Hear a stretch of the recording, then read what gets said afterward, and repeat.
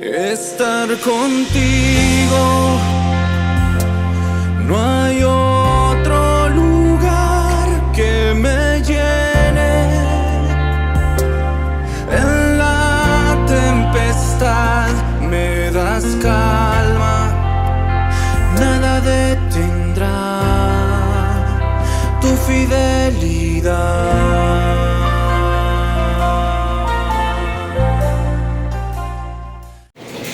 Muy buenos días, amados hermanos. En este día, domingo 15 de octubre, continuamos con nuestro devocional Tiempo con Dios.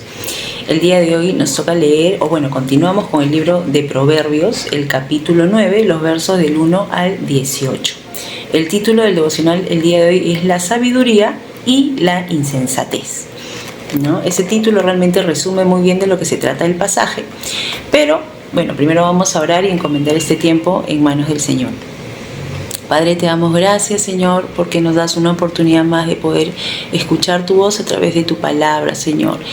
Te pedimos que toques nuestro corazón, que tu palabra que es vida, Señor, nos hable. Señor, aún, Padre, que tú puedas, Señor, mostrarnos en qué, Señor, no estamos obedeciendo tu palabra o prestando atención a ella, Señor, y que nuestras vidas puedan, Señor, enderezarse, Señor, conforme a tu verdad. Padre Santo, queremos pedir la ayuda de tu Espíritu Santo en este tiempo, en el nombre de Jesús. Amén. Muy bien, vamos a empezar con el versículo 1. Tenemos aquí dos versiones, así que quizás en algunos versículos podamos leer las dos versiones para poder entender mejor. Dice así: la sabiduría edificó su casa, labró sus 7 columnas, ¿no? En la otra versión dice: la sabiduría construyó su casa, la adornó con 7 columnas. Mató sus víctimas, mezcló su vino y puso su mesa. Otra versión dice: mató animales para el banquete, preparó un vino especial, puso la mesa. Envió a sus criadas y sobre lo más alto de la ciudad clamó, diciendo a todo ingenuo: ven acá, y a los insensatos: venid, comed de mi pan y bebed del vino que he mezclado. Otra versión dice: vengan acá, jóvenes inexpertos. Mandó a decir a los imprudentes: vengan a comer de mi pan y a beber del vino que he preparado. Dejad vuestras ingenuidades y viviréis, y andad por el camino de la inteligencia. Dejen de ser imprudentes y vivirán. Condúzcanse como gente inteligente. Vamos a leer hasta ahí, hasta el versículo 6. ¿No? En esta parte el Señor de alguna manera nos muestra la sabiduría como una persona, ¿no? Dice en el versículo 1 que edifica su casa, una persona que edifica su casa, una persona que la adorna con 7 columnas, ¿no? Incluso el número 7 siempre nos hace referencia a algo perfecto, ¿no? Algo completo, ¿no? Es decir, la sabiduría es como una persona que tiene una casa, ¿no? Que la tiene bien adornada, que la tiene, digamos, como columnas bien fortalecidas, un lugar seguro. ¿Qué es lo que hace la sabiduría? En el verso 2 dice: mata a sus víctimas, o prepara, digamos, un banquete, ¿no? Tiene vino, pone una mesa, ¿no? ¿Y qué hace luego? Envía a sus criadas, ¿no? Tiene criadas, ¿no? Es decir, nos habla de una vida próspera, no solo de un lugar, ¿no? agradable, habla de un banquete, habla de una vida próspera. Dice que las criadas las envía a que vayan a lo más alto, ¿no? Se encuentran ubicadas en lo más alto. ¿Para llamar a quiénes? A llamar a personas ingenuas, a personas, en otra versión dice, inexpertas. Y las invita, dice: vengan, coman, ¿no? Vengan a comer de mi pan y a beber del vino que he preparado, ¿no? Y dejen sus ingenuidades. En otra versión dice: dejen de ser imprudentes y vivirán. Condúzcanse como gente inteligente, ¿no? Entonces, Dios muestra aquí a la sabiduría como una persona que está invitando, ¿no? a los ingenuos, a los imprudentes, a tener ese tiempo de acercarse, ¿no? a su casa, esa casa que tiene, ese lugar, ¿no? Para poder compartir con ella, ¿no? y dejar, digamos, la forma en la que están viviendo, ¿no? Porque habla de imprudencia, habla de ingenuidad, ¿no? De una manera que no es inteligente, ¿no? Es decir, habla obran o viven de una manera en la que no están pensando en las consecuencias de sus actos, en una forma en la que no están meditando, en la que no están yendo más allá, ¿no? Un ingenuo normalmente ve las cosas hasta cierto punto, no profundiza, ¿no? Y eso es lo que la sabiduría está queriendo de alguna manera hacerles ver, ¿no? Y de esta manera yo creo que también Dios es como Dios nos representa la sabiduría misma, ¿no? Él es la perfección, parte de su esencia es la sabiduría, con esa sabiduría Él creó también todo, ¿no? Y es como Él mismo invitándonos a acercarnos a Él, ¿no? Más adelante vamos a ver este versículo tan conocido que dice que el principio de la sabiduría es el temor a Dios, ¿no? Entonces en Él está la sabiduría, Él es la fuente de toda sabiduría. Entonces lo que aquí Dios quiere decir es que en realidad nosotros debemos buscar esa sabiduría que está obviamente en Dios para dejar de tener una vida imprudente, una vida como ingenuos, una vida poco inteligente, ¿no? Una vida que no es apropiada, ¿no? Y que no nos va a conducir a nada bueno, sino todo lo contrario. En la sabiduría, en Dios vamos a encontrar un lugar seguro, vamos a encontrar, ¿no? Bendiciones, ¿no? Eso es lo que nos quiere decir Dios a través de este pasaje, hasta el verso 6. Luego continuamos en el verso 7. Dice así: el que corrige al escarnecedor se acarrea afrenta. El que reprende al malvado atrae mancha sobre sí, ¿no? Para entenderlo mejor, en otra versión dice: corrige al insolente y al malvado, y solo lograrás que te insulte y ofenda. No reprendas al escarnecedor para que no te aborrezca. Corrige al sabio y te amará. Da al sabio y será más sabio. Enseña al justo y aumentará su saber, ¿no? Entonces aquí en estos 3 versículos nos habla acerca de 2 tipos de personas, ¿verdad? Al escarnecedor, ¿no? Que es al burlador, que también en otra versión lo llama insolente, también malvado, ¿no? Es una persona que busca ofender, es una persona que no tiene buenos sentimientos, digamos, no hay bondad en su corazón, sino hay maldad, ¿verdad? Versus el sabio, ¿no? En contraste está el sabio. Si tú reprendes a ese escarnecedor, a ese que busca ofender, lo más probable es que te va a aborrecer, no va a considerar tus palabras, ¿verdad? Pero si tú corriges, dice al sabio, él sí te va a amar, ¿no? Él sí va a valorar lo que tú le vas a decir. Si tú le das al sabio, él se va a hacer más sabio, ¿no? Enseña al justo y aumentará su saber. O sea, realmente el fruto que hay en la vida de alguien que decide, porque es una decisión que está en nosotros, escoger la sabiduría, ¿no? Versus escoger, digamos, la necedad, ¿no? O la ignorancia, ¿no? O la imprudencia, ¿no? Entonces hay fruto para el sabio, va a aumentar más su saber, su sabiduría, ¿verdad? Y eso va a traer bendiciones a su vida. En el versículo 10 dice justo lo que estábamos comentando hace unos instantes: el temor de Jehová es el principio de la sabiduría. El conocimiento del Santísimo es la inteligencia.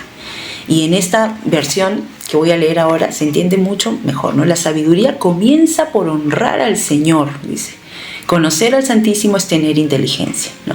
Por eso es que realmente es una decisión. El día que nosotros también decidimos recibir a Cristo en nuestro corazón, decidimos entrar en una nueva relación con Dios como Padre y nosotros como hijos, estamos honrando a Dios, estamos dándole ese valor, ¿no? Como creador y también como Padre, como nuestro Salvador.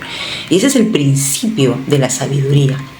El honrar a Dios en todo, ¿no? Porque ahora empezamos a caminar en una vida en Cristo, ¿no? Y entonces realmente, si nosotros aplicamos esto en todas las áreas de nuestra vida, si aplicamos este principio de honrar a Dios, ¿no? En todo, en nuestro tiempo, no sé, en nuestro trabajo, en nuestra economía, en nuestro día a día, en nuestros pensamientos, en nuestra forma de expresarnos, en nuestra forma de conducirnos, realmente entonces vamos a ser sabios, vamos a adquirir esa sabiduría, ¿no? Y la sabiduría justamente es saber tomar buenas decisiones, es tener en cuenta todo lo que Dios demanda a través de su palabra o el carácter de Dios, ¿no? Y en base a eso vamos a ir enfrentando las diversas decisiones que tengamos en la vida, y de hecho nos va a ir muy bien, ¿no? Recuerdo un salmo en la palabra de Dios que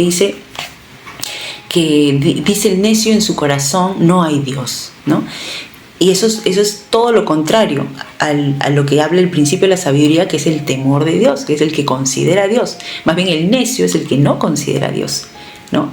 Y esa es la forma de vivir de mucha gente en el mundo, ¿no? No consideran a Dios, entonces viven de una forma necia, ¿no? Donde no temen nada ni les interesa nada. Pero nosotros no, nosotros los que realmente queremos honrar a Dios, queremos vivir en esa sabiduría, ¿no? El versículo 11 dice, porque por mí se aumentarán tus días, hablando de la sabiduría, años de vida se te añadirán. Si eres sabio, para ti lo eres. Si eres escarnecedor, ¿no? O burlador, o ofensivo, o insolente, como dice otra versión, solo tú lo pagarás, ¿no? Es decir, hay consecuencias, ¿no? Si eres sabio, si buscas temer a Dios, honrarle, vas a ir por el camino de la sabiduría. No seremos perfectos, pero estamos en ese camino. Queremos serlo, Dios ve nuestro corazón. Pero si también decides ir por el otro camino, ¿no? De la necedad, del no honrar, no tener en consideración para nada a Dios, bueno, van a venir consecuencias, ¿no? Ahora vamos a leer del verso 13 al verso 18, ¿no? Esta es una parte interesante, ¿no? Es como un ejemplo. Dice, la mujer necia es alborotadora, ingenua e ignorante. En otra versión dice, la necedad es como una mujer chismosa, tonta e ignorante, ¿no? Habla de la necedad o de la mujer necia, por así decirlo, si lo personifica, es la necedad como una mujer chismosa, ¿no? Que se mete en cosas que no le corresponden, tonta, que no tiene entendimiento, ignorante, ¿no? ¿Qué hace? Se sienta en una silla, dice, a la puerta de su casa, en los lugares altos de la ciudad, para llamar a los que pasan por el camino, a los que van derechos por sus sendas. Y dice a cualquier ingenuo, ven acá, y a los faltos de cordura les dice, las aguas robadas son dulces y el pan comido a escondidas es sabroso. Pero ellos no saben que allí están los muertos, que sus convidados están en lo profundo del Seol, ¿no? Es más, todos los que han sido invitados o los que quizás han resbalado, ¿no? Están en lo profundo del Seol. Es decir, su final, como dice en otra versión, es la muerte, ¿no? ¿Qué es lo que nos quiere decir el Señor en estos versículos, ¿no? Habla acerca de la necedad, como justo vimos, ¿no? El necio dice en su corazón, no hay Dios, o sea, no considera a Dios, por lo tanto, obviamente no considera a nadie. Y la hace ver como una mujer que está allí, alborotadora, chismosa, y que invita a otros, digamos, a caer en la tentación, a hacer cosas en lo oculto, ¿no? Y nada en lo oculto es bueno, obviamente. Entonces, esto representa, obviamente, al escoger tener una vida de necedad, una vida sin tener a Dios como principio de vida o como ponerlo en primer lugar en general en toda tu vida, ¿no? Entonces, ¿qué es lo que va a hacer? Vas a resbalar, ¿no? Porque se te van a presentar las tentaciones, ¿no? Vas a pecar y al final todos sabemos que el final del pecado es la muerte, ¿no?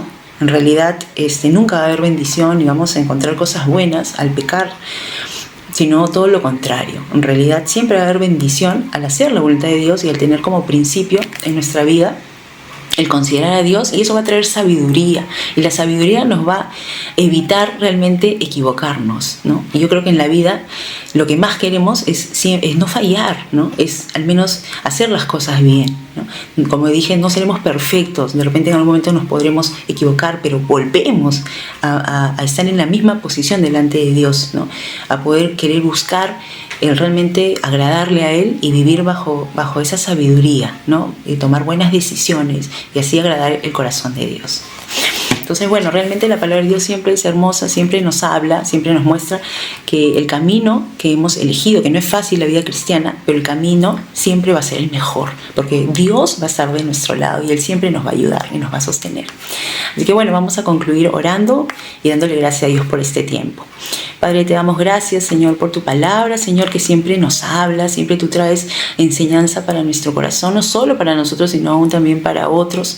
Llévanos a seguir meditando más profundamente en ella, Señor, a poder seguir adquiriendo esa sabiduría que solamente la vamos a adquirir en comunión contigo, en andar todo el tiempo, Señor, permaneciendo en ti, obedeciéndote, tratando, Señor, de hacer las cosas bien para ti, como es lo que tú realmente quieres, Señor. Ayúdanos en aquellas áreas débiles, Señor, para que podamos cada vez buscar más de ti, más de tu palabra, más de tu sabiduría, Señor, para así realmente hacer tu voluntad, cumplir con tu propósito, Señor.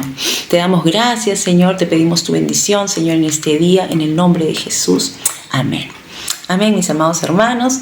Agradezco la atención que han tenido en este tiempo y que el Señor siga hablando a sus corazones. Y será en una próxima oportunidad que nos veamos. Que Dios les bendiga. Amén. Estar contigo no hay